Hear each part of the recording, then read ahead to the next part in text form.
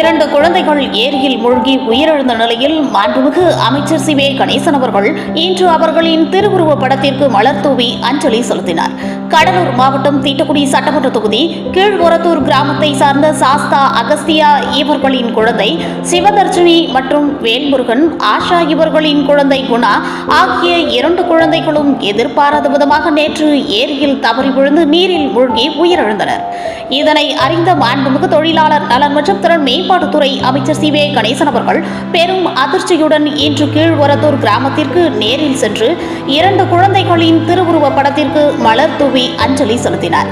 மேலும் அக்குழந்தைகளின் பெற்றோர்களுக்கு நிதி உதவி வழங்கியும் அந்த 2 குடும்பத்தினர்களுக்கும் தங்களால் முடிந்த உதவிகளை செய்து தருவதாகவும், உயர் அதிகாரிகளிடமும் உங்களுக்கு உதவி செய்ய பேசுகிறேன் என்று குழந்தைகளை இழந்து வாடும் குடும்பத்தினருக்கும் உறவினர்களுக்கும் ஆறுதல் கூறினார்.